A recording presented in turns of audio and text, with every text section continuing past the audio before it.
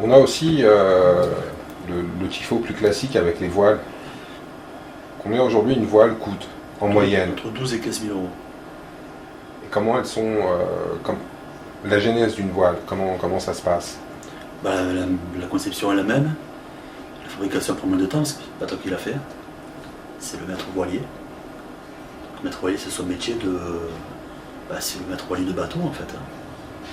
Donc lui, il a le tissu brut, le coup lui-même. Puis quand il y a des motifs à mettre sur la voile, en fait, il ne peint pas dessus, mais il peint sur d'autres tissus qui collent sur la voile, sur la base. C'est collé. C'est collé, ouais. C'est collé, avec le temps, ça se colle encore plus. Et ça peut s'enlever. Tu peux garder le fond de ta voile et changer les motifs. Et tu risques pas, quand tu décolles, d'abîmer la voile qui sert de support? Non, parce que je sais pas exactement le nom de la colle, mais c'est un genre de scratch collant. Ouais, c'est un peu comme du scratch, ouais. Voilà, qui en fait ce temps avec le temps qui colle. Plus tu le laisses, plus ça tient, en fait. Et combien de temps il faut pour préparer une voile? 2 mois. 2 mois? Ouais, facile. Faut voir le temps qu'a le maître voilier aussi. S'il y a d'autres voiles à faire. En général, celui qui a fait notre voile pour NTP pour les 10 ans, il avait 3 voiles en cours. Je pense. Mémoire, je pense qu'il y avait des Winners, des Ultra ou des Yankee, je sais plus. Je ne vais pas dire de bêtises, mais il travaille beaucoup. On se fournit tous, tous endroit, les groupes, on est au même endroit. Au même endroit. Au même endroit. Aujourd'hui, combien on dispose de voiles au MTP? 2. 2. On a celle donc des 10 ans. 10 ans et la Hara, avec le logo de l'OM, la jambe rouge. Et est-ce que tu prévois d'en faire fabriquer d'autres? Ou est-ce que le groupe une pour prévoit les 15 ans, faire, les 15 ans du groupe. Ouais. Voilà, la future, mais no comment. Tu as déjà... Oui, on sait tout à fait ce qu'on va faire. Vous savez ce que vous allez faire? Voilà, no comment, surprise. Elle est déjà dans les tubes? Elle est perdue dans mon cerveau. Ouais. Elle est bien. Il y en a d'autres? Attends. Est-ce que dans l'esprit, toi, tu... Mais il y en a des dizaines d'autres, bien sûr. Il y a des choses auxquelles tu penses... Le coût de la vie, les priorités, voilà. On va pas à pas.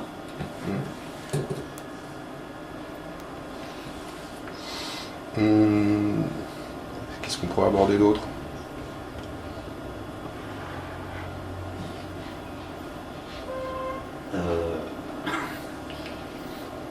Est-ce qu'il y a des choses? Parce que là on a assez survolé, qu'est-ce qu'il y a d'autre dont on pourrait parler?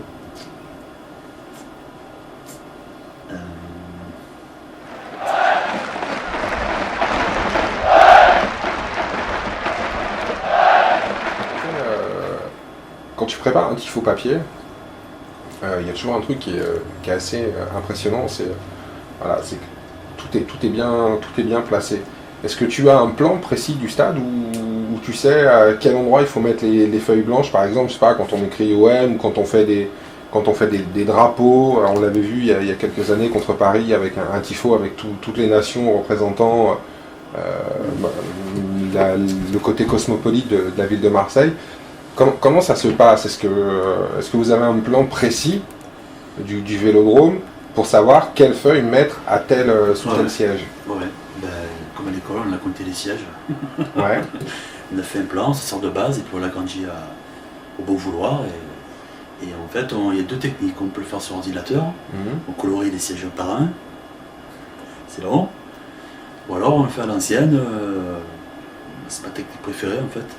C'est de faire une baquette, sortir le plan à l'échelle, à peu près il fait 1 mètre, de tout le virage, et de superposer des bandes découpées en papier de couleur.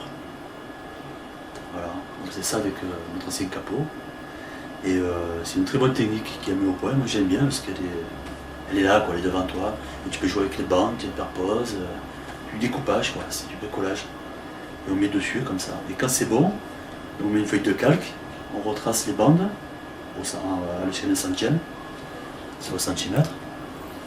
Donc 1 mètre pour 1 centimètre, et on a l'aperçu du tifo. Ça doit vous prendre un temps monstrueux. Oui, ça peut prendre. Si on est Au carré, ouais, ça peut prendre une bonne journée. Quand même. Juste pour faire la maquette. C'est à côté des idées que tu n'arrives pas derrière. Hein. Ouais. Ah bah attends. On peut rajouter ci, on peut enlever Voilà, ça, ouais, on peut faire tel truc, tel machin. Et quand tu sens que c'est bon, ben voilà, on y va quoi. On compte le nombre de papiers, on commande, on dispatch, on appelle les autres groupes s'ils veulent partager financièrement le prix du tifo, ce qui arrive souvent. Avec Ça les arrive Dodgers, bien sûr. Ouais. Oui, les Dodgers.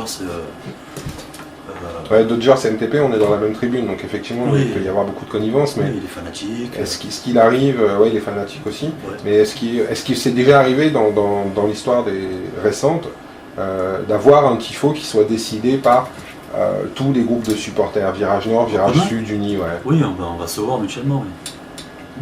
Vous travaillez sur des tifos qui sont communs ou qui peuvent se répondre. Oui, quand on pressent l'envie de faire un tifo commun, on va voir l'un ou l'un vient nous voir et on part sur une idée que chacun avait. Alors, il faut s'y prendre à l'avance parce qu'en général, quand tu prépares un tifo, tu peux avoir l'autre groupe qui a déjà préparé un. Voilà. Mais souvent, avec Christian des Dodgers, on s'entend très bien de ce côté-là. Quand on a un tifo à l'avance, on lui dit, on nous demande ce qu'il a besoin pour nous aider, etc. Voilà, vice versa, s'il a envie de fêter son anniversaire ou faire notre tifo, on lui dit si tu veux un coup de main, on est là. Donc des fois on s'échange les drapeaux à rouler, des jeunes de chez eux viennent chez nous, vice versa. Ouais.